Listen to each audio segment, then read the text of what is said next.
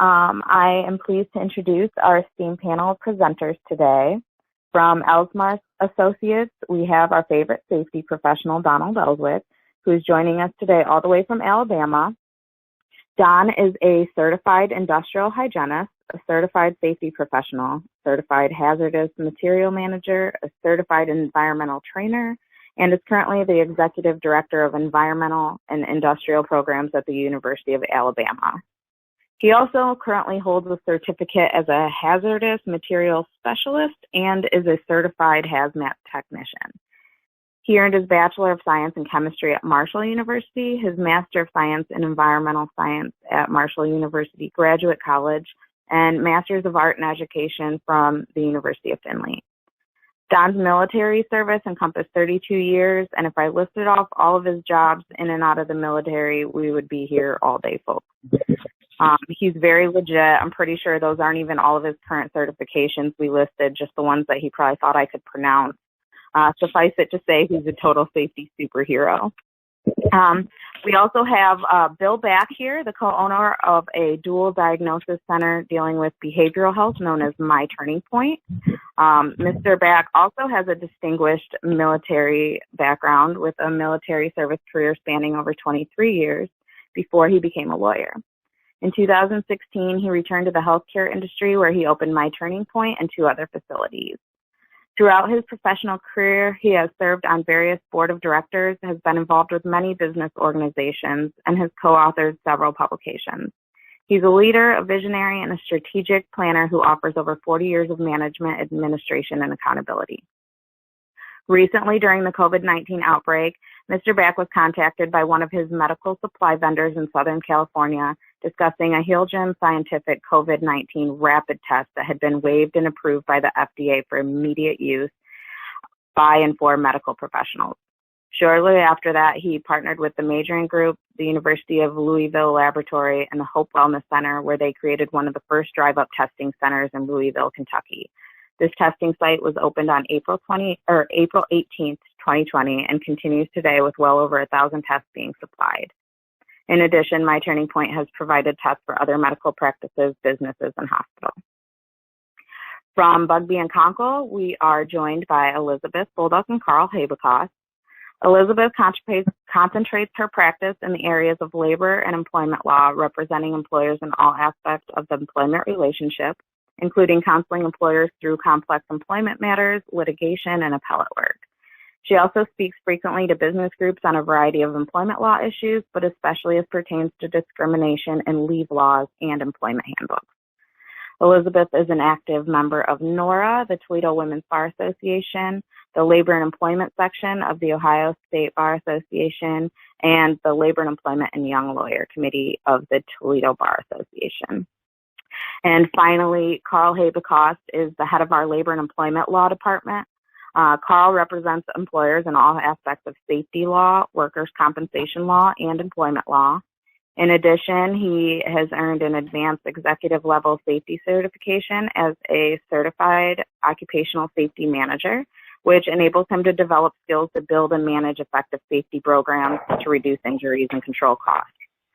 He also has a certified occupational safety specialist certification and OSHA 30-hour certifications in general industry and construction. From 1994 to 2005, he served as a staff hearing officer for the Industrial Commission, where he adjudicated a range of disputed workers' compensation claims. He's also been retained as an expert witness in Ohio workers' compensation laws in federal and state courts. And he is also shaping the minds of students as an adjunct professor in the Environmental Health and Safety Department at the University of Findlay. And without further ado, I'm going to give you Carl Habekost. Thank you very much, Terry. Before we get rolling into the substance, I just want to make the statement that first, we're very honored that you attended the webinar today. We have a lot of information that we're going to provide. Our webinar will eventually be posted on our various sites in our website. We'll have YouTube, etc. So you can look for the slides and the actual webinar that way. Also want to state that this is for informational purposes only. We don't have an attorney-client relationship giving this webinar, so we're not giving legal advice. That gets to be complicated, and we need facts and need to have a conversation. So that's a disclaimer that today's webinar is for informational purposes only. We're not supporting any particular safety consultants or COVID-19 testing company, but we're very pleased to have additional experts attend the webinar today as we discuss how to reopen your business after dealing with this crazy pandemic that we call COVID-19. I believe that Donald Elswick, Professor Elswick's going to kick us off here with the substance on workplace safety. Mr. Elswick? Yeah, it sounds great, Carl. And I wanted again to remind everyone, we kind of put up an employer checklist, some of the things your take home. So you guys know I use the bottom line up front. When you're at this webinar, if you're taking notes or you want to think, what do you need to have here? Here's a quick checklist of 5 things we hope after the webinar. You can kind of grade us.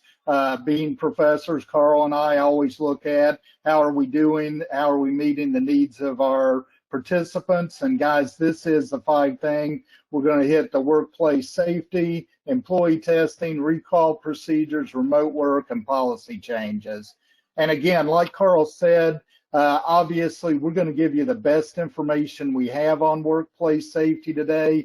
And my job's the easiest because I'm going to get to talk about what I think most of you already know, how to eliminate workplace safety and health issues. So let's start with a real quick overview. I know you've probably heard a lot about this. What is really this virus? How does it transmit to you? And if you look, we've got a graphic here. Basically, the virus can impact society, the environment that you're in, its impact on the virus, and what it does to you. And again, we tried to break it down into droplets, you know, from coughs and sneezes. We also wanted to talk a little bit about the surface areas. We've got some slides later on talking about, you know, the ideal conditions, and I want to talk to you some limitations on that. And then, of course, cross-contaminated. Again, we all know some people are asymptomatic, will not show any symptoms, and we need to be aware of what's going on there. So to really understand the environment, we kind of set up a little chart here of the infection process. For those that are familiar with risk assessment and risk control, we've kind of hit at, you know, infections by persons when they cough. Well, guess what? We're talking about a mask. And I want to make the distinction, when we talk about a mask, we are talking about a covering on the face, a face covering. If you hear the term, if any of us say respirator, we are talking about NIOSH approved respirators. And you may say, okay, what's the difference there? Basically, the mask protects others, the respirator protects you. And that's a real high level. And I know safety and health and OC health people are just cringing at that, but that's a simple, realistic way to look at the difference between a respirator protects you and a mask protects others. We all know that washing your hands with soap, we know the surfactants in the soap actually break down and go down into the ionic charging, which again eliminates the COVID virus. Also, hands that touch, and what do we do on that? How do we keep our hands from touching surfaces? Well, we hope all of you thought about how you're going to clean your facilities up. And then again, the second person touches the surface, then they touch their face, and at the end of it, you've got people infected. So what I wanted to show you here is a model, and the chart's fairly small on the right, but the bottom line, if you look at each of those, the ceramic, plastic, stainless steel, and impervious and non-impervious surfaces. Well, we gave you all the impervious surface. We know the virus lasts longer there.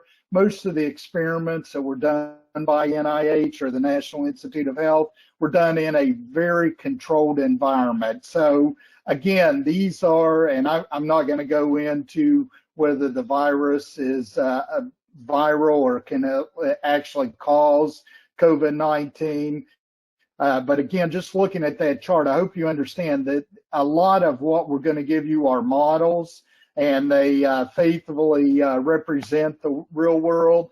They allow you to consider what is. So I don't want, if someone tells you, hey, the virus lives for 3 hours, as an example, on impervious substances like fabrics, things like that, you know, don't take that as absolute. Look at your research, look at your data, and then, again, support your ideas, and it'll give you decision options.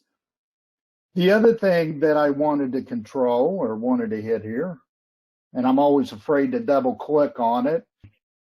There we go. So I wanted you guys to talk a little bit about exposure risk, and this is the key to what I'm going to talk about. As an occupational health and safety professional, we know OSHA is coordinating with CDC, including, you know, NIOSH, other agencies. The risk, as you're looking at it, you want to make sure that, you know, many workplaces will reflect the general public. And you're going to see that in these risk increases when workers have frequent close contact, it's just like the public and other co-workers. So as a list, as you're going down your list, and I always like to talk about, you know, the SARS-CoV-2 is actually the virus, and then the infection, once you're infected, it is COVID-19. Again, and I hope you take out of this, there are relevant OSHA requirements. PPE will be major. Some of the bloodborne pathogens with the sputum, the hazard communication with the new cleaning compounds.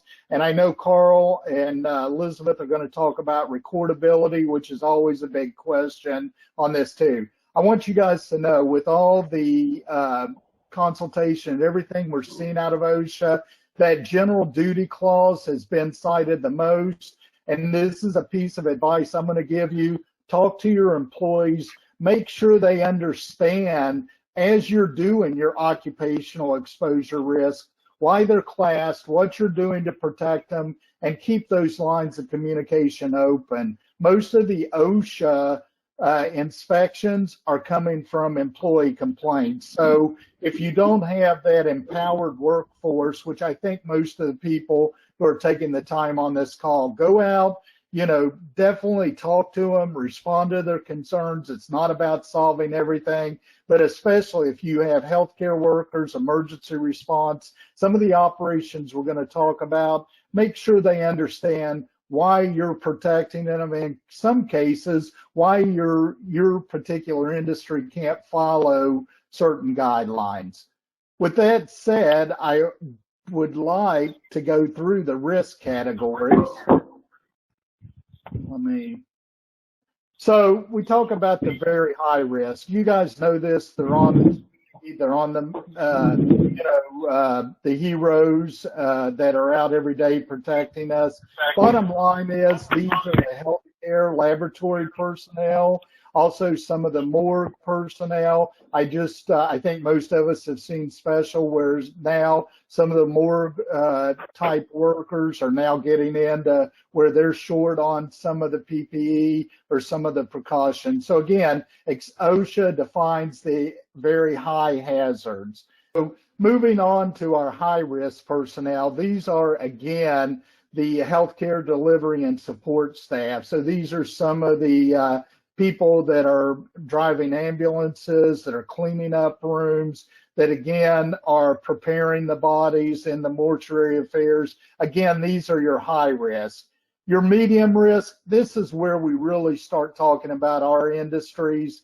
These have close contact, usually within the 6 feet. These are examples: our retail workers, our transit workers, and workers in other transportation. We hope, as you move people back to work, that you can classify your workforce in a low risk area. These are not within 6 feet, and they'll have minimal occupational contact. And this is important to define this, especially when you're looking at recordability. I've had several people ask about OSHA enforcement. Again, I mentioned to you, OSHA will have an active role during emergency response operations.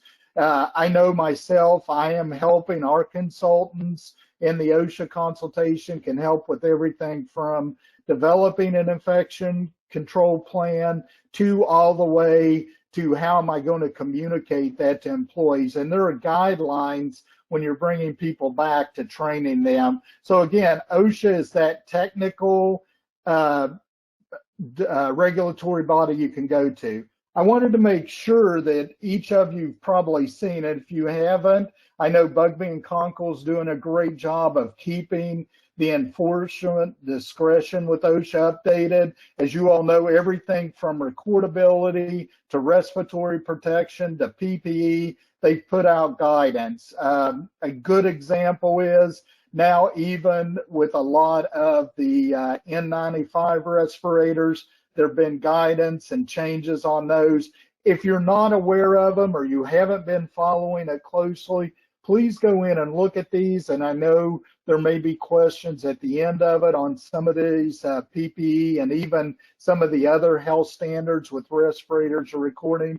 But here's my ask with this slide. Make sure you're familiar, especially if you're using, again, I'm talking about respirators in this case, not face masks. If you're using those, make sure you're aware of that.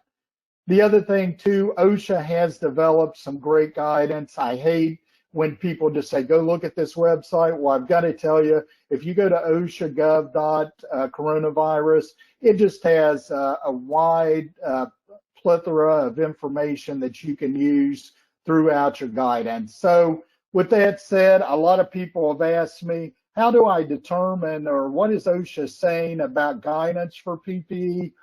And again, it's what health and safety professionals have been doing throughout our careers and hopefully helping your industry out.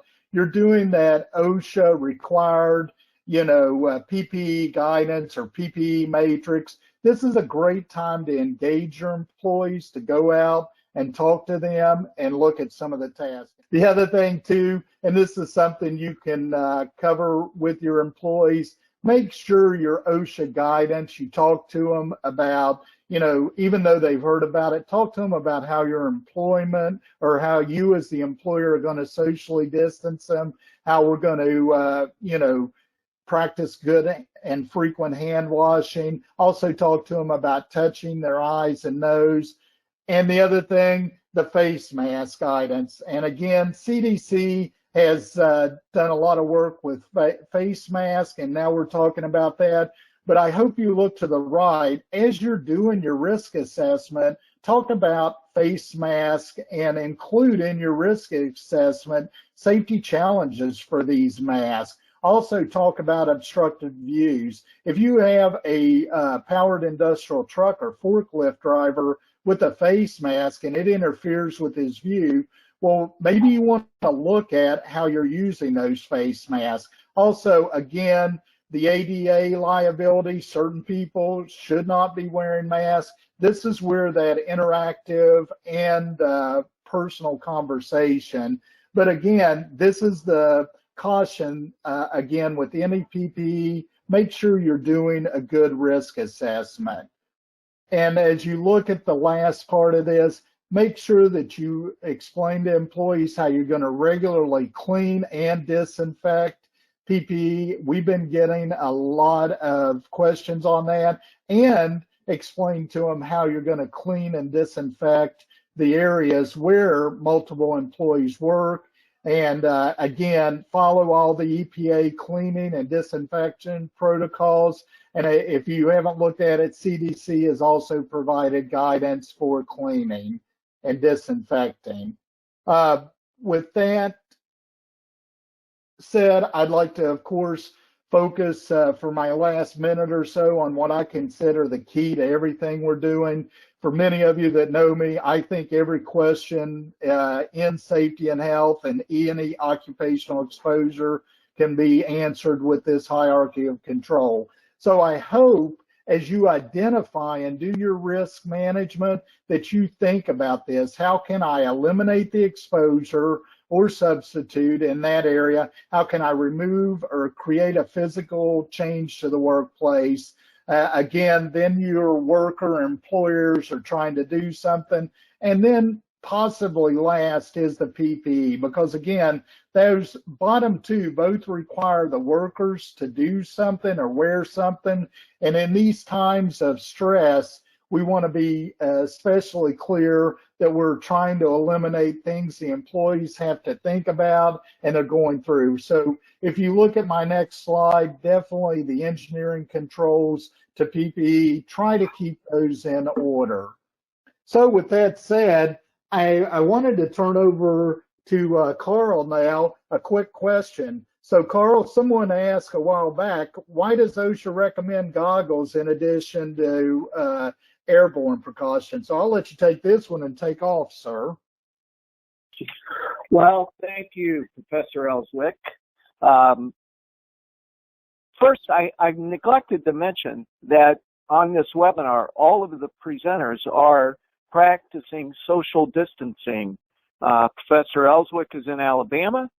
Bill Black, who will be talking here shortly, is in Kentucky.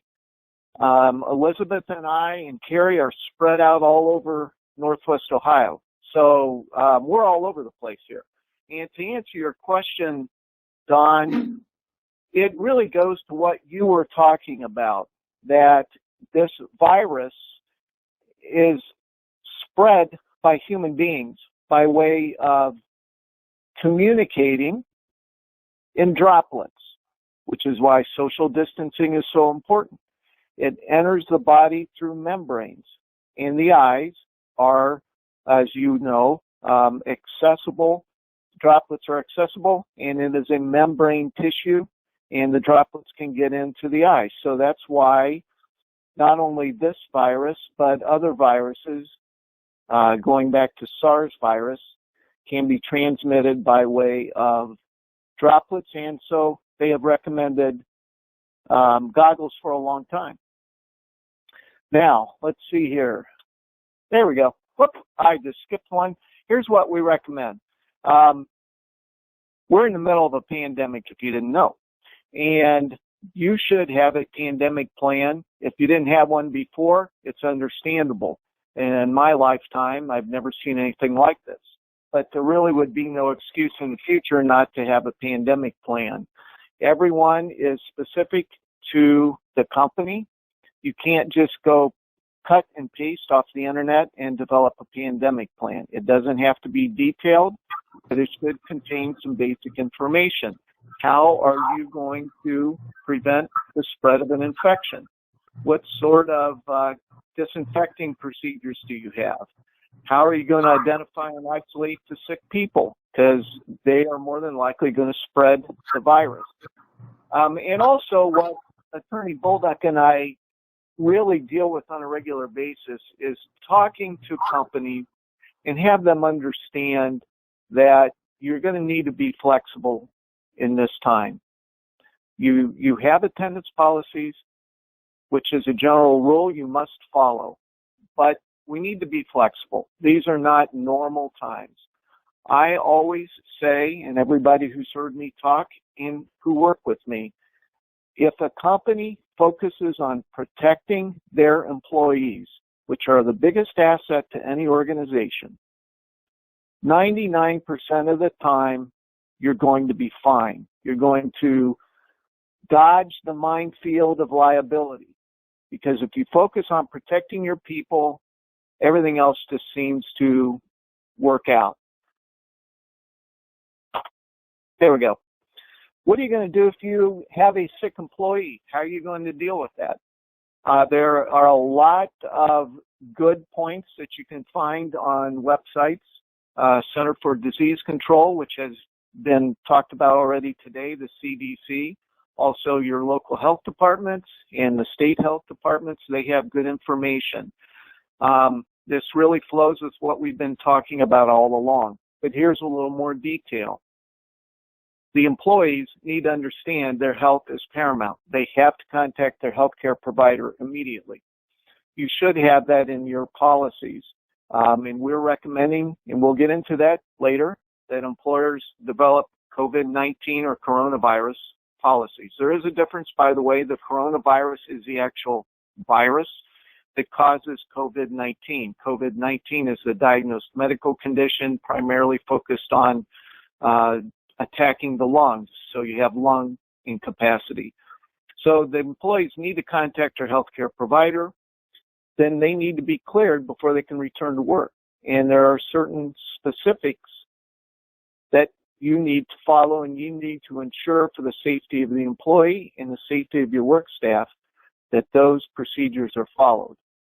Now, this is a moving target, frankly. Where we are now versus 4 weeks ago is like night and day.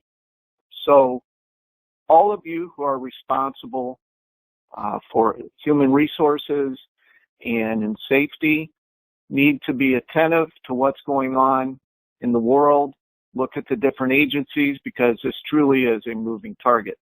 Now, as Elizabeth Bolduc will talk about, and Bill Back will get into a little more detail, the government has allowed testing for this COVID-19 issue. So you can confirm by testing, but most of this is going to be symptoms. So keep in mind that any employee who's exhibiting symptoms you need to address and deal with. Persons with laboratory confirmed COVID-19 who have not had any symptoms may discontinue isolation when certain criteria are met, and this slide provides the criteria. By the way, we were talking to a client the other day whose son had 0 symptoms but was positive for COVID-19. He ended up getting COVID-19 but never had a temperature.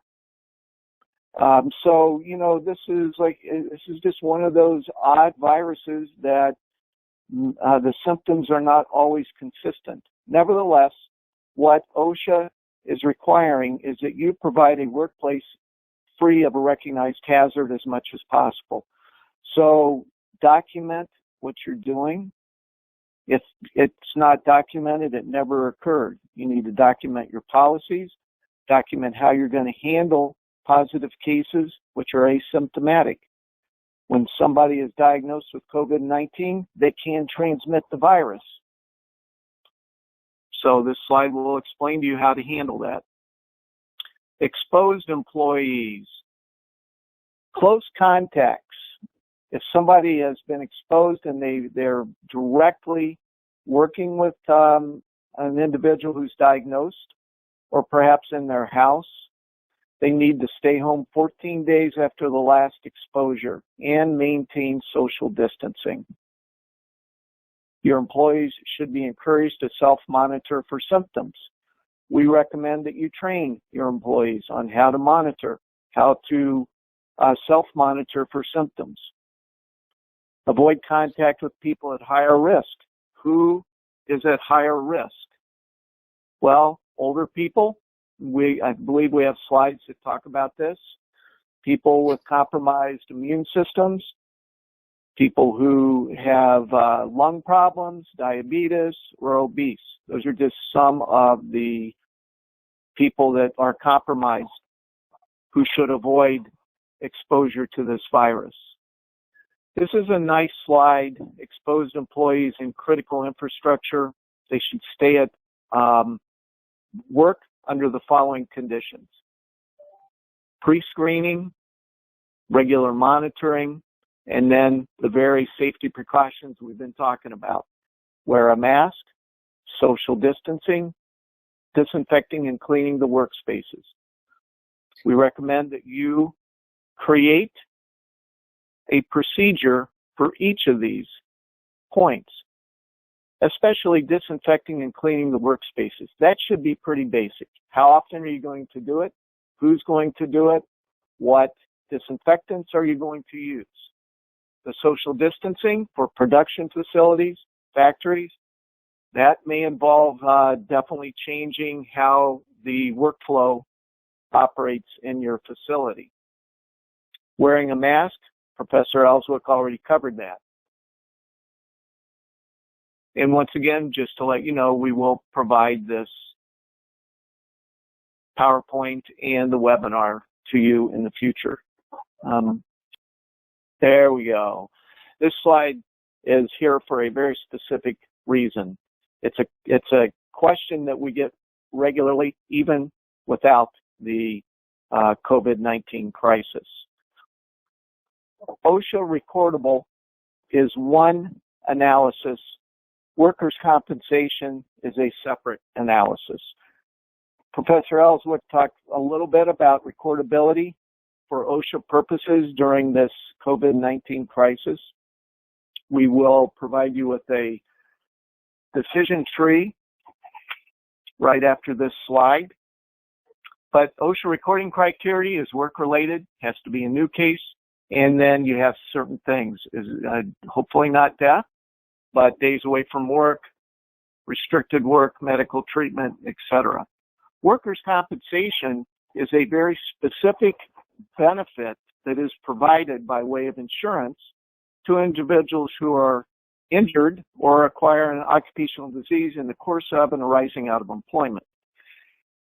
For a pandemic such as COVID-19, it's a very high bar for an employee to establish that they acquired the virus during the course of their employment and arising out of their employment. Occupational disease requirements are even a little bit more stringent. And COVID-19, if it is compensable under workers' compensation law, would be under an occupational disease scenario. So an employee has to establish that they contracted that virus as a result of an exposure in the workplace. The disease is peculiar to that employment activity. Right off the bat, a bell should be ringing in your heads. Gee, sounds like first responders and healthcare workers. The conditions of employment result in a hazard which distinguishes the employment in character from employment in generally.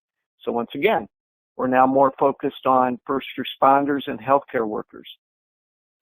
The employment creates a risk of contracting disease to a greater degree and in a different manner than the public generally.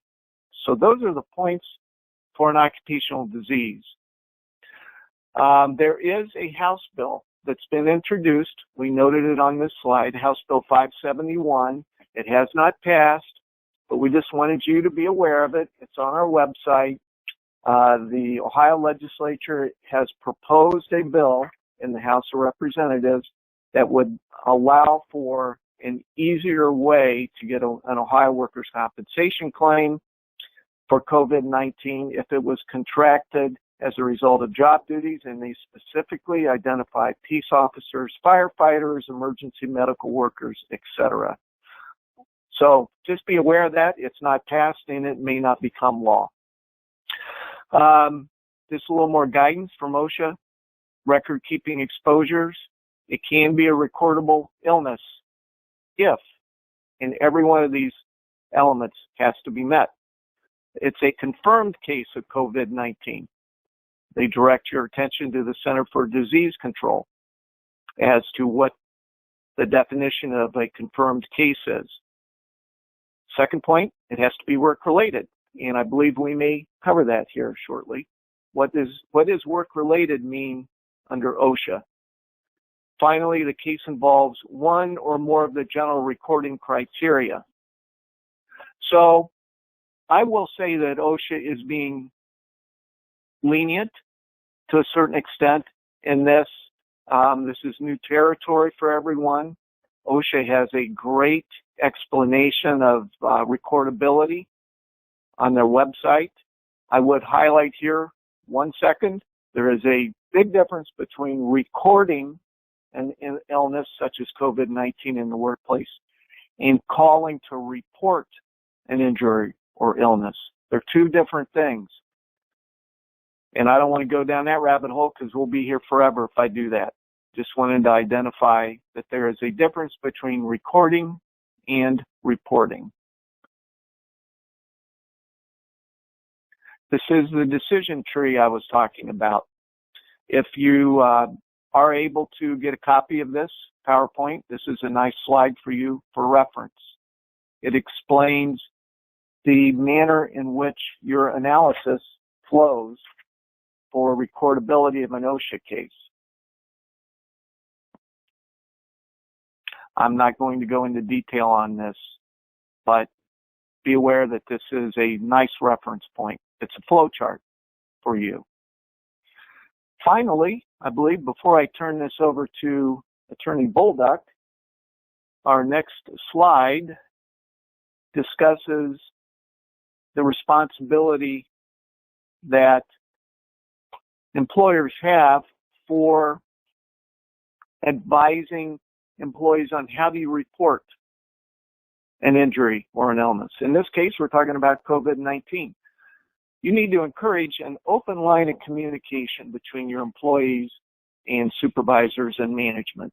It's very important that employees feel comfortable advising you that they're not feeling well, or they have a fever, that especially if you're self-monitoring, they're having trouble breathing.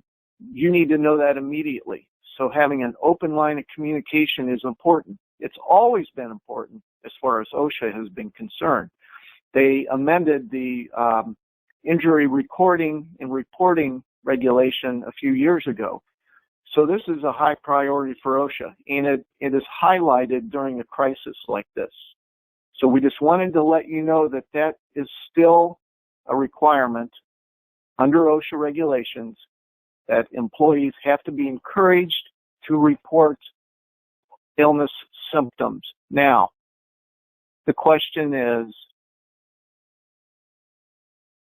what do you do when they report these problems? Well, first off, and next slide, and then I believe Attorney Bolduc takes over, that always be aware you can't discriminate against an individual for exercising their rights. They do have a right to report injuries and illnesses, especially COVID-19. I would bring up at this point also to be cautious that your workforce does not begin to emphasize the Asian origin of this virus, such as calling it the Chinese virus, or looking at individuals of Asian descent as a problem. I can guarantee you that the EEOC is not going to look kindly on that. So we wanted to bring that to your attention at this point. And I think, according to my notes, Attorney Bolduc is going to take over. Elizabeth? All right. So we'll go ahead and shift the conversation a little bit into a discussion of, now that for those employers in Ohio in particular, Governor DeWine has announced a plan that certain employers can start returning back to work. We're gonna have a discussion about what that will look like, maybe some mandatory procedures that have to be put in place, and then some best practices. However, and I'm going to try to switch the slide. There we go. It's key that if you are listening or have employer sites in other states, that you follow that specific state guidance. Likely in the United States, we're seeing a slow phase in of businesses. That's to not overshock, the hospital system and kind of walk before you run kind of approach. And so these are some just basics that we're going to talk about today, kind of a checklist, like Don was saying earlier, providing you all of the good things that we're going to cover first. We are going to go ahead and talk first about the press conference yesterday by Governor DeWine, which announces his plan for employers to return back to work. So beginning May 1st, certain hospitals and healthcare businesses can start returning to work.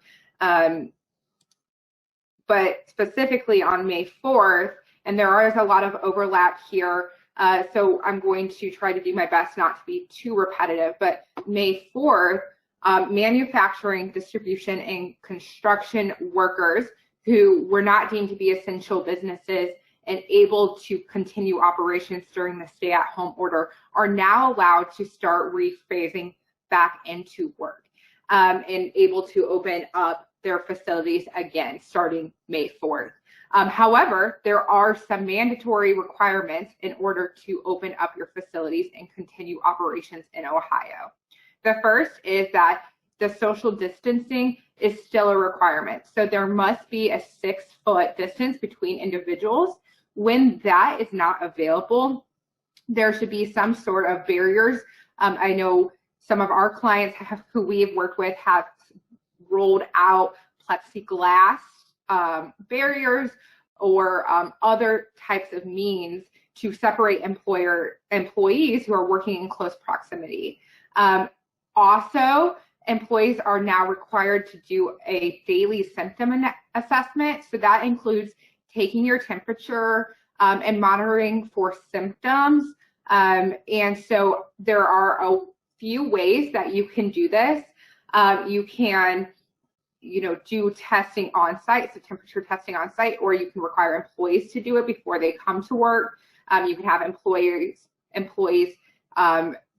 check a list of symptoms, whether or not they're experiencing symptoms related to the COVID-19 virus. That is up to your organization. It is important that you work with either Bugbee Conkle or your legal counsel to determine what is the best for your business, because it really isn't a one approach fits all. All of these things can be rolled out and policies put in businesses, and they're all going to look a little bit different. So the next one is face coverings must be worn at all times.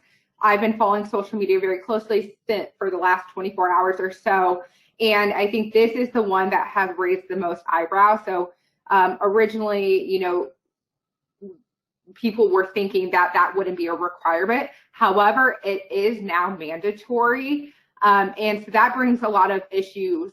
Like, are you going to provide those masks to employees? Are you going to pay employees like a reimbursement for those who have to find their own mask? What do you do when employees refuse to wear a mask? Mike DeWine did say yesterday that there are no exceptions to the face mask wearing in the workplace. Well, what happens if an employee comes to you with a request for an accommodation?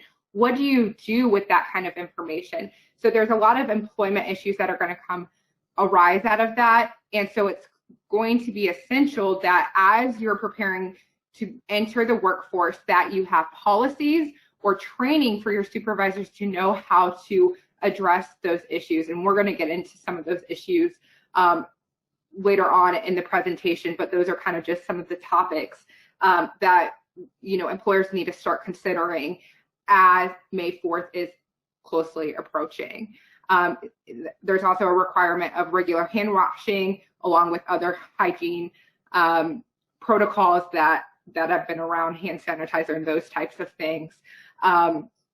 Staggering the arrival of employees, so there's not a huge line at the clock-in desk or machine. And there's still a requirement for individuals who can work from home to do so. So just because the governor has said employers can start requiring their employees to come back to work doesn't mean that every single employee should be coming back to work. And so this is located on, I believe we'll make available on our website, but as well on Ohio's COVID-19 resource page.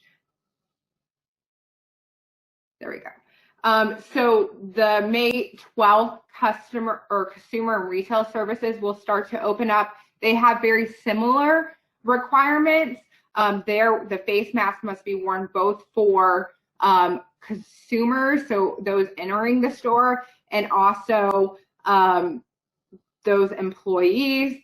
Another one I want to point out is that there needs to be specific hours for vulnerable population And also, there is going to be an established maximum limit of individuals who can be in the store, and it's 50% of the fire code. So there's a reduction of who can be in the store at a specific time. All right, so businesses that are still going to remain closed up until May 12th as we know it are schools, daycares, child providers, camps, things like that. Restaurants and bars, of course, there is a carve out for carry out and delivery, hairdressers, massage therapists, those types of services, adult daycare centers, senior centers, gyms, entertainment, concerts, campgrounds. All right. And so Carl kind of got into this earlier and dangled the carrot in front of everyone, but we're going to transition into the conversation about employer testing in the workplace and how much and how far you can go with these sort of testings.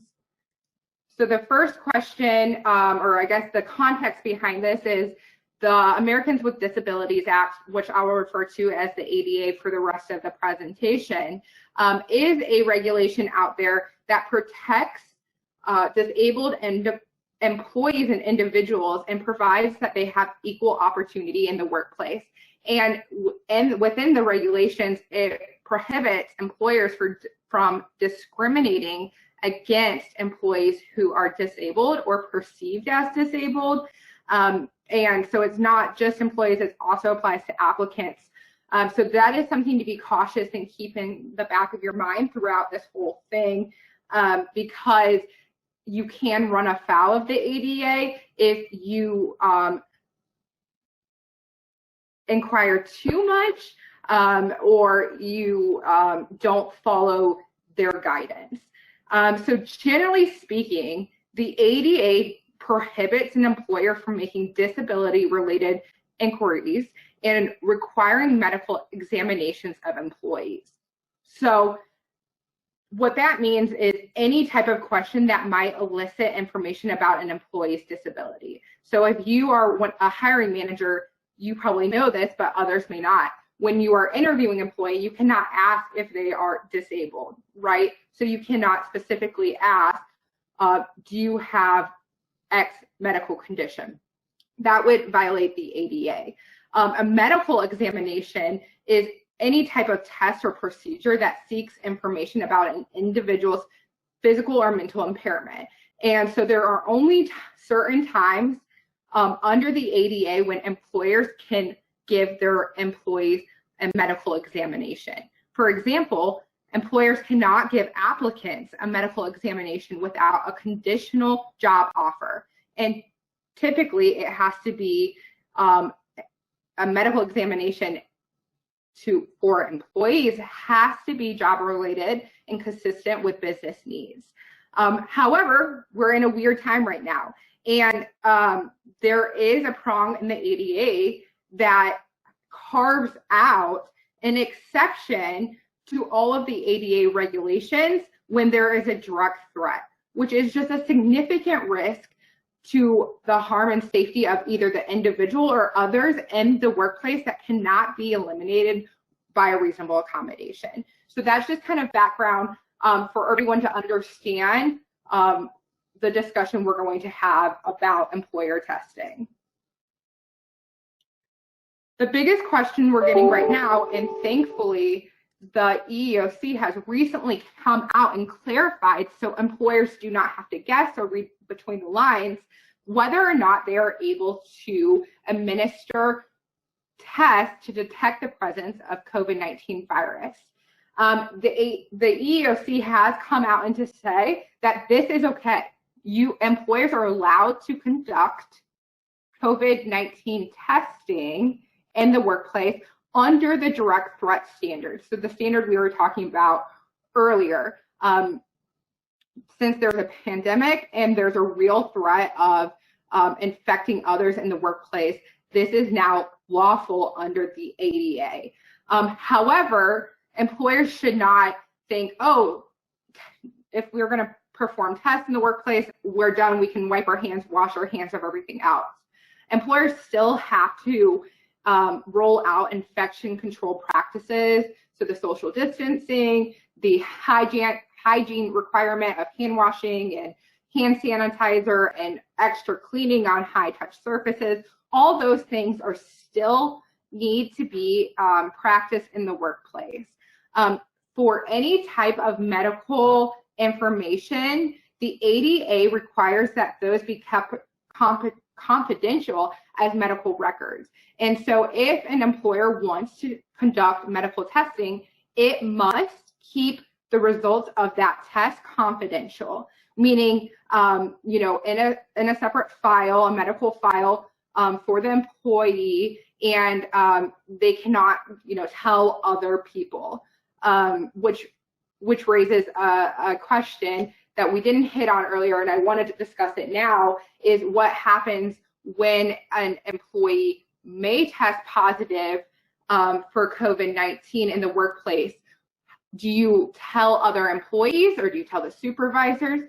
And guidance has come out to say you can notify employees in the workplace and their supervisors and health officials.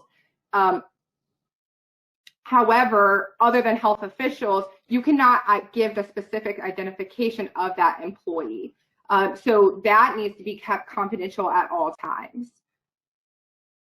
Employers should also consider the reliability of these tests. So the FDA has come out with some guidance, the CDC has come out with some guidance about accurate and reliability testing. So, you know, I don't think all tests are necessarily created equal. So it really is upon the employer to do its research on the test and make sure that it's backed by the FDA or the CDC or any other authority out there. Employers should also consider that there might be a possibility of some false positives and false negatives. So again, you know, other safeguards in place to make sure that, you know, testing is a tool, but not the end all be all. You can't just wipe your hands completely clean. Lastly, and most importantly, employers need to be very careful that testing is not done in a discriminatory manner, which means you're not just picking and choosing who you're testing, because that could be a disparate impact. So if you're only testing a specific race, for example, since Carl identified earlier, if you're only testing Asian Americans, that could be a discrimination lawsuit coming your way. So, you know, if you're doing testing, you would want an objective means of doing testing. So either voluntary basis, only those employees who report symptoms of COVID-19, or testing everyone in your workplace. So there's some ways around that.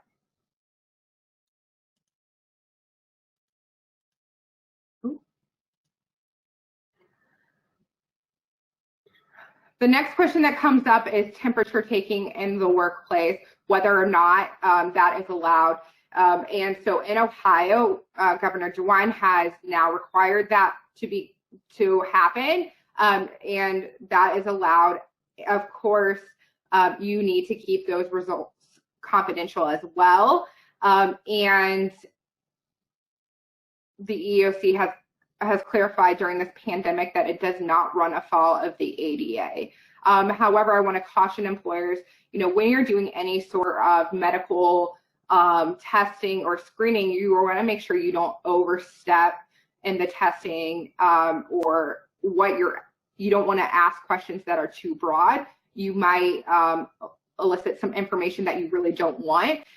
So if you're doing these screenings and an employee then tells you that they have a certain condition that you didn't know about, you may now have just opened yourself up to engaging in the interactive process under the ADA. So sometimes more information can be more risky than less information. So you really want to make sure when you're doing these sort of screenings, you have a narrow scope and you're not trying to find out all an employee's medical conditions or background or information. Okay. Another question we get a lot is whether or not employers can specifically ask employees if they have COVID-19. We would not advise you ask it like that. However, I think the better way of phrasing it in a way it wouldn't violate the ADA is ask the employees whether or not they're experiencing symptoms such as symptoms related to COVID-19. Of course, you can ask your employees if they have been exposed or have COVID-19 to report it. But the better way to phrase the question, I think, especially in these health screenings, is to see whether or not employees are experiencing, symptoms such as fevers, chills, coughing, shortness of breath, sore throat, anything that the CDC comes out to say is related or a symptom of COVID-19.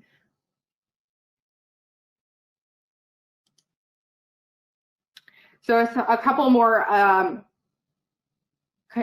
considerations that employers will want to think about before they determine whether or not they're going to do temperature testing on site, these COVID-19 testings or health screenings on site in any way, is whether or not they will be paying employees for time spent while waiting to be tested or taking these tests.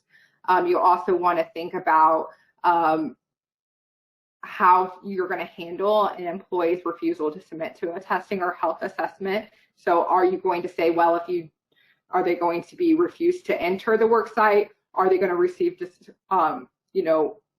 discipline in accordance with your code of conduct? How are you going to handle an employee saying no? You may want to provide documentation that employees acknowledge to screening and these safeguards that the employer is rolling out, and describing the limits of the test. So, depending on what type of test, especially with the COVID-19, what is the scope of that test? Is it a dispositive test? Is it just, indicative of something? So you'll really want to clarify to the employee that scope. You will definitely want something to clarify if employees test positive for COVID-19, when and how will they be able to return to the workplace? Do they need a doctor's note, or do they just have to quarantine for 14 days? What policy does it make sense for the employer to roll out in that regard of returning to work after having COVID-19 or being diagnosed with symptoms or having symptoms? And then, what are you going to do if there's an exposure in the workplace? So you roll out employer testing, an employee does test positive while at your work site. Do you have to close down that site, that specific area, and do cleaning measures and notify the health agencies out there that are required of employers? And are you going to allow other employees who were in close contact to be quarantined? Those types of things need to be thought about before returning to work. Now I'll turn it over to Bill at this point. Thank you. Okay, first of all, I would like to thank Carl and Bugbee and Conkle as a whole for inviting us and allowing us to be a part of this webinar and this presentation. Thank you very much. With that being said, I want to talk to you real briefly. As this began, they talked about a little bit about who I am and what I represent. Being in the behavioral health business with well over 500 patients in 3 different locations, one of our providers of some of our laboratory supplies contacted us early on about the thing called the rapid test. And honestly, we were completely, this is not within our field of expertise, being in the behavioral health business, but each one of our facilities, they do have a laboratory and where we do urinalysis and blood work. And so each one of those is staffed with a lab technician, and So immediately I went to our lab director to try to determine what this was, what they were proposing, and how this would fit in with what we were doing. One of the things in the behavioral health business, obviously, and in any healthcare facility, you're interacting with patients on a daily basis. You have a lot of frontline people, everything from the receptionist that checks you in or out of the office to the CNA that's actually doing your vitals, to the provider, to the physician that actually sees the patient. So there was lots of things that we were going to have to change, and of course, being essential, we weren't shutting down. So we had to sort of adapt and overcome, and we instituted some telemedicine type procedures now. And in doing that, we obviously had to look at our risk assessment and how do we control those risks. And as this disease has progressed, obviously the rapid test is one of the most effective tools that can give individual employers and individuals an idea as to where they are initially. One of the things that you are probably well aware of now is that there's hundreds, literally hundreds of these rapid tests that are available and on the market. Sadly, what is occurring is there's only 7 out of these hundreds that's on the market that have been given the EUA, the Emergency Utilization Authorization, to be given the FDA waiver. And so the provider of our test is one of those 7. And so we were very fortunate early on to be able to get a test that had been FDA waived with the EAU that allows us to have a degree of certainty that these tests that we're providing are in fact valid tests. Obviously, this slide gives you an idea of the accuracy of about 97%, with a kappa value of actually it's about a 0.96% or 0.94. And as you can see, how many positive, how many negatives, the total out of those 700. Since this slide was created, these test results are well into the thousands now with this particular test. This is a Healgen product, Healgen, Healgen product, and you can go to the FDA website and you can verify that the Healgen scientific rapid test is in fact on the approved list of the FDA. And as I said, there's a total of about 7 that's out there on the market today. But what I want to warn all of those that are listening, do not get entrapped by getting a knockoff brand of this type of rapid test. These are tests that mimic each other. It's very easy to do, but basically the way the test works is if you're familiar with diabetes and how diabetics have to prick their finger and take a little drop of blood and insert it into a calibrator, and it tells you what your blood sugar content is. The way this works is it has to be provided by a medical staff member. So if employers do not have a medical staff member within their organization, they can contract through our organization and we can provide that for you. But the bottom line is they come in, the individual comes in, there's a little lance, they prick the tip of their finger, much like a diabetic. A pipette is used to take a sample of the blood, and it's dropped onto, 1 drop is dropped onto the fiber, and a reagent or a buffer, 2 drops are used, and you set the test aside for about 3 to 5 minutes. And within those 3 to 5 minutes, you will either come back negative with no signs of COVID, you will come back with an IgG, reading, and if you do, that means you're asymptomatic and you are active with the virus. And if you come back with an IgM, then you are coming back with the antibodies in your system, but you don't have the actual disease. What's important to remember about this is that this is a presumptive test.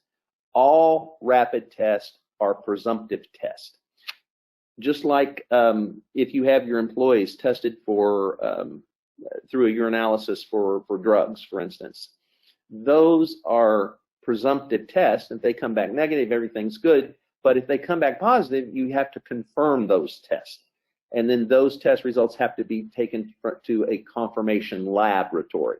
And so what these tests do is this provides the individual employer group the opportunity to test somebody with the symptoms that are presented and give you a pretty good window within 5 minutes, we'll say, of whether this person is positive and or negative or has the antibodies. At that point, then you know with about a 97% accuracy whether or not this individual needs to go on to a hospital where they can actually do the NCR test where the swab is used, and that usually takes about 2 to 5 days to get the actual results back from that test. So, okay. Oh, no, there we go. As you can see here in this slide, the rapid test, 2 to 5 minutes. This is a CLIA waived test, meaning that it does not have to take place in a lab, and there is no lab requirement. So that's how you can see a lot of the rapid tests on national news where people are using the drive up. They're literally driving up. In Louisville, Kentucky, the past 2 weekends, we've done well over 1,000 tests at drive-up facilities through the Hope Wellness Center in conjunction with the University of Louisville. And no one gets out of their car, but the individual nurse who's there that takes the sample and fills out, the individual fills out the paperwork, takes the sample, they go and they have it set aside for 3 to 5 minutes. The doctor reads it, and then they're given a report as to if they're positive, negative, and or with the antibody. The individual kit itself can be stored for up to 2 years. It has a shelf life of 2 years. The sample test can be also worked with plasma or serum samples as well as blood. And again, as of March of 2020, the FDA actually waived and approved this test with the emergency utilization and authorization. Okay. As you can see, my contact information is there in the slide. You can reach me either by phone and or email. And we've also provided a short video that you can link onto and see how the test is actually performed. But as the way that we see this, this is a great way for companies to be able to give them a snapshot as to what's actually going on with an individual that's presenting symptoms. And to give you just a quick example, several weeks ago, there was a relatively medium-sized company up in northwest Ohio, north of Findlay, who had a individual that presented the symptoms. And so they literally shut the entire factory down. And they shut it down for 5 days because even as short as 30 days ago, you couldn't get that NCR test back as a confirmation test, much less than 3 to 5 days. They now have it down to 2 to 4 days. But be that as it may, they had to shut the entire plant down. They sent everybody home. Well over 200 workers were furloughed, went home with pay for that 5 days, only to find out that the individual that presented the symptoms came back negative for COVID-19, but in fact had influenza A. So that's a perfect example of how and why these rapid tests are so absolutely essential in any business to be able to keep the flow of business going forward as we begin to reopen. So that will pretty much conclude my presentation.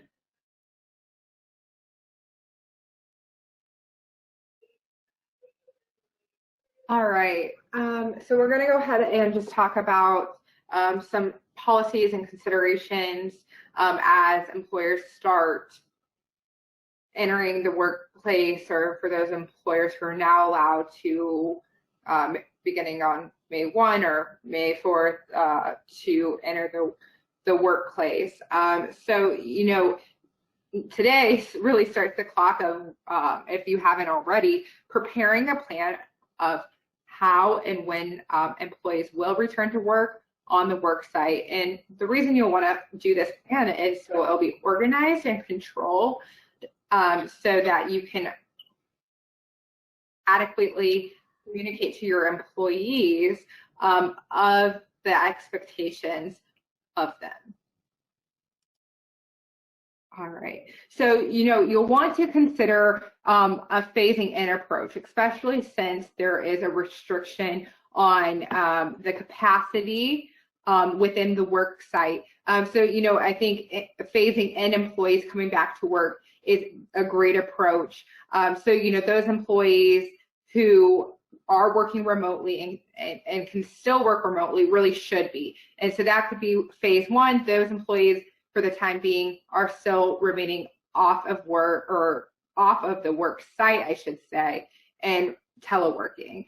And then you'll want to figure out, you know, how is your business needs going to affect how you're recalling employees. So, you know, is there a certain area that you really don't have a demand of right now because of all the other stay-at-home orders and maybe other states, or Ohio stay-at-home orders? So there's an area maybe you don't need to run production.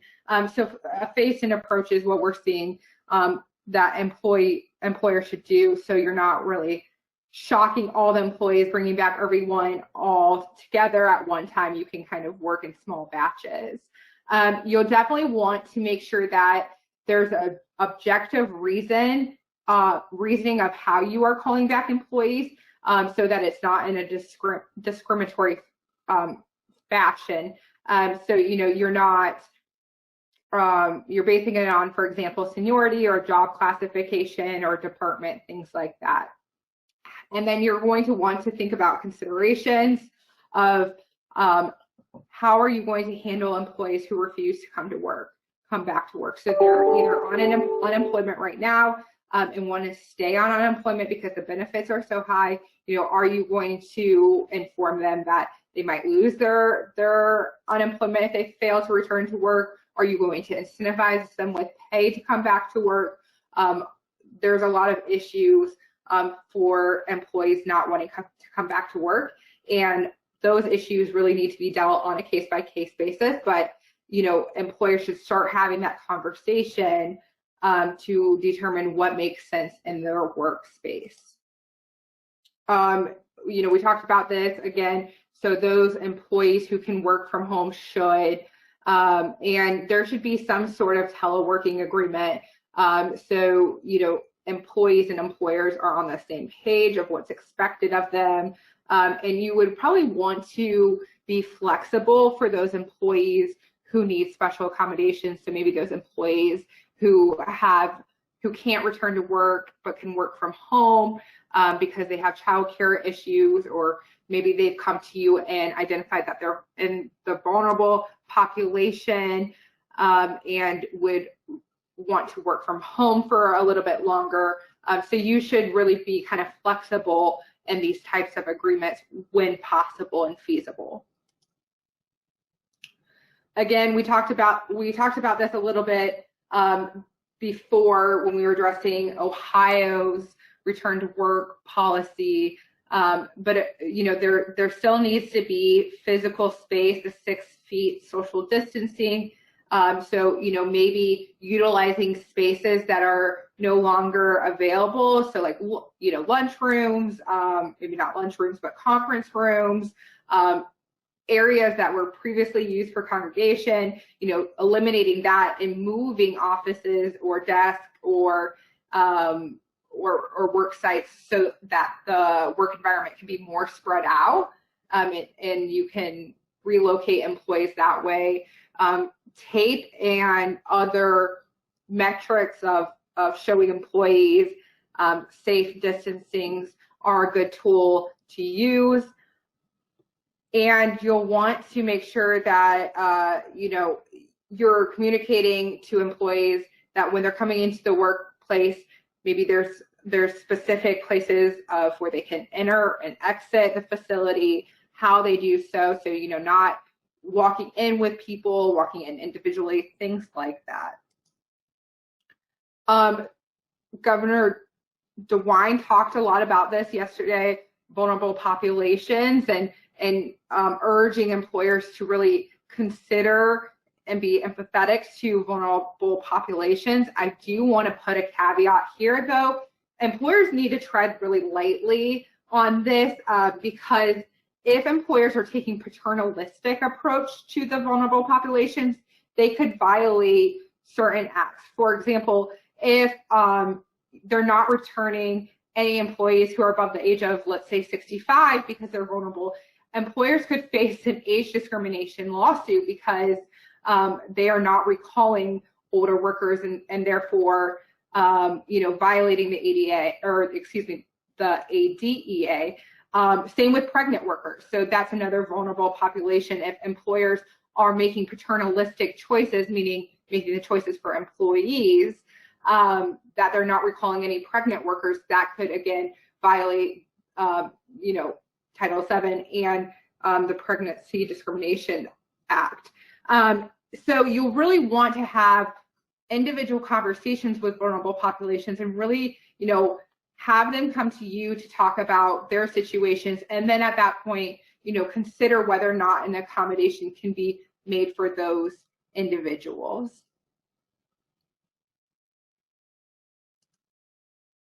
All right. So another consideration employers need to think about as businesses start to resume is what are the norms around business travel or non-essential travel. So you'll want to make sure these travel policies are up to date. So, employees who do sales, for example, will they still be doing sales? Are they still going to be expected to go to other states to visit facilities, things like that? And so you need to make sure that you're considering other regulations in states, so that you don't run afoul of those. Maybe for the time being, those employees are not expected to travel. Maybe you're prohibiting business travel for the time being. PTO policies are another policies that employers are going to want to review and look at before employees begin returning to work. So there has been a lot of guidance out there that employers should be flexible and have non-punitive attendance policies and provide leave. And the reasoning behind that is so that sick employees don't come into the work site and don't infect the rest of your workforce. And so if you have a very strict attendance or PTO policy and you don't build in any sort of flexibility into those policies, I think you at times could potentially expose other employees. And so that's the reasoning behind that. The sick leave policy is very, very important right now. So a lot of employers are now subjected to, leave laws that they've never had to deal with. So the expanded FMLA provisions and the Emergency Paid Sick Leave Act. So you'll want to make sure that you have specific policies if you have to abide by those new laws. identifying how employees can ask for those sort of leaves, what they need to fill out or provide to the employer to get that leave. Is it going to be intermittent leave? So there's a lot of things that need to be in those types of policies and be updated. Compensation and bonus, we talked about this a little bit earlier, but are you paying hazard pay? Are employees still getting, their regular rate of pay? Has there been a pay cut? Are there going to be attendance bonuses or things like that? Safety policies, I think we've covered that enough in the earlier session this morning, but you want to make sure that your safety policies are up to date and have the best practices put in them. And at the end of the day, the takeaway here is communication is key. So you really want to make sure you're communicating to your employees what has changed since they left. If they've left the workplace, what has changed? What is new? What is expected of them? What are the new policies? Go over it, see if there's any questions, make sure you provide some sort of training or availability to answer questions.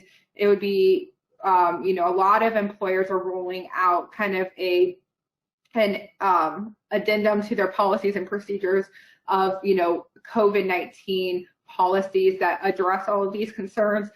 Get some sort of signed acknowledgement from the employees that they understand these changes, that they acknowledge that they can't come to work if they have any symptoms, that acknowledge that they agree to testing, acknowledge that the employer will keep any sort of testing, temperature, whether it's temperature or COVID-19 results confidential. So all of those things really should be communicated to employees. And I think that takes us to the end of it. So I guess we'll switch it to Carrie for questions. All right, I know that we have a few questions. How can the results of the employee testing be confidential if the conditions of employment changes for the person who is positive? They are sent home, etc. I guess this one's for you, Elizabeth. I was muted, sorry. So, as long as you're not saying the name or the individual of an employee, you're okay. I mean, if employees happen to read between the lines, that's their own prerogative, but you cannot confirm if they were to come to you and say, oh, you sent home, for example, Carl got sent home today. Does he have coronavirus? If the employer were to confirm that, that would violate the ADA. So it would be best to say, I cannot disclose another employee's medical information, or just say, that's not really relevant for you to know. So, as long as you're not doing anything in the sense of identifying what employee has either tested positive or had symptoms, you're okay there. So you just really can't use their identity. I want to jump in, Elizabeth, and just add to what she said. This is the same principle I think most companies would apply if you have a safety violation where you go into progressive discipline. The answer Elizabeth gave is so on, just as though there may be rumors or there may be speculation. At this point, as long as you don't confirm and as long as you're open and honest without naming, and I always use the phrase, doing that good risk assessment, good risk management, and then an investigation when unwanted events happen, they'll understand that just like we do for a safety violation, we don't want to single out people. We want to use this as a learning to actually create a more responsive organization. So Elizabeth, great answer on that.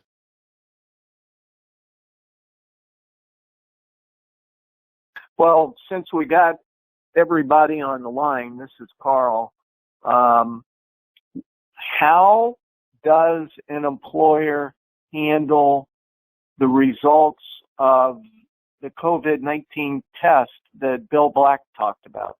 In other words, like, how should an employer deal with that from a confidentiality and privacy standpoint? And we've got, a safety specialist, a couple of attorneys who do employment law, and we got Bill on the line. And I just thought maybe this might be just a 60 or 90-second opportunity to chime in from our viewpoint.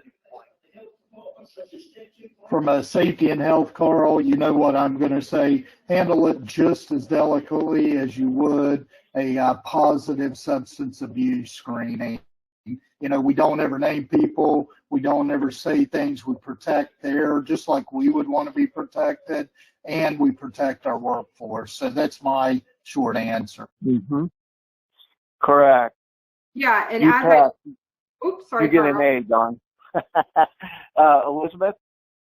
Yeah, and as I explained earlier, any result of any sort of medical testing, whether it's the COVID-19 testing, temperature testing, that must be kept confidential. And so that would be in a confidential medical file that the employer keeps. Good. So, Bill, I don't know if Bill's still on the line, but what do you do in such a case that the company that actually does the testing has the results? So how does the employer handle that? Well, the way that we do it here is we have a reporting requirement to the local health department, and as companies here, like a urinalysis on a drug screen, we do it exactly as you talked about. They handle it internally. The individual, the problem a lot of companies have is the person that tests positive, they will turn around and tell their friend, or they'll tell somebody else, and then that goes through the company like wildfire. But as far as protecting the employer has not disclosed anything. The employer has done what they're supposed to do in regards to testing the individual. If they come back positive, for instance, we tested on Saturday. We tested, and of course, this is not an employer relationship, but we tested a little over 400 people on Saturday, and 6 out of that 4 were positive, and out of that 6, only 2 were IgM, which means actively. I mean, they actually have the virus active, and the other 4 were IgM or IgG, which means they have the antibody. So they had it sometime, and they didn't even realize they had it. Mm-hmm. Interesting. Yeah. Yeah. But this is the test. This rapid test. What's key for employers to understand is it needs to be handled, in my opinion, it needs to be handled just like a urinalysis test is done for drug screening purposes. And it is a presumptive. It does not mean that you have it. But if the antibodies show, then depending, I guess, where you're at, if you have a reporting requirement to the local health department, then that be made. And protocols be put in place for that, because the government obviously wants to know who has these antibodies, because this is how they're going to scientifically create a vaccine for this. And it's just a very cost-effective, fast way for companies to be able to gives people a peace of mind. And for instance, the company up in Northwest Ohio that I spoke of during the little bit I talked about, I mean, that cost that company untold tens of thousands of dollars, where a simple $29 test could have told them that, no, this person is sick, but it clearly with 97% accuracy, it's not COVID. So that they would have just sent him home. He would have sent him home for a couple of days instead of shutting the entire plant down and incurring all of that lost revenue, all of cost in production, all of cost of having employees they've had to pay for that 5 days, only to find out that it was influenza A. Right. Sorry, Carrie. Didn't mean. I just thought it was an opportunity to explore a topic. It's okay. So yeah, we're a lot over our time, but I did want to get in at least one more question, and then we will respond to the rest of them by email, if that's okay with the rest of you guys. Sure. Yeah, okay. Sure. So this one asks if we can require that the employees participate in the cleaning, managing of their work environment.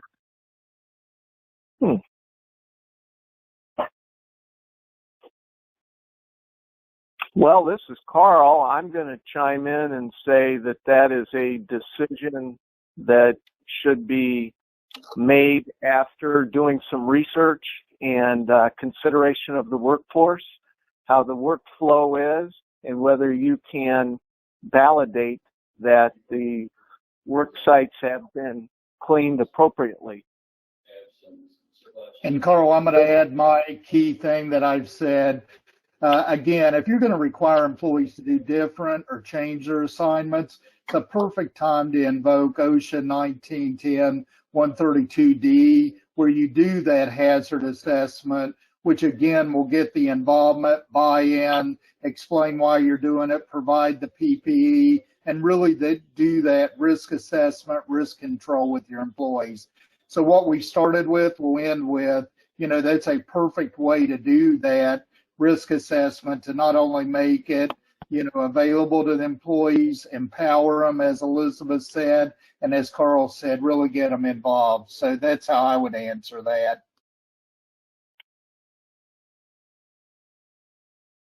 Elizabeth, do you have any addition? Yeah, I think you're definitely within your wheelhouse to require employees to sanitize their work environment before they leave. I think, you obviously need to communicate to your employees that's what you expect of them, but you certainly have the ability to do so. You might want to consider, what are the legal risks if that doesn't get done and someone were to get sick. So if that was not being enforced, and cleaning wasn't getting done. So I think that's one good tool, getting employees to participate, but maybe also so utilizing cleaning sort of functions, so cleaners coming in and making sure those high touch and high surface areas are getting double hit, I suppose you would say. Mm-hmm. Perfect.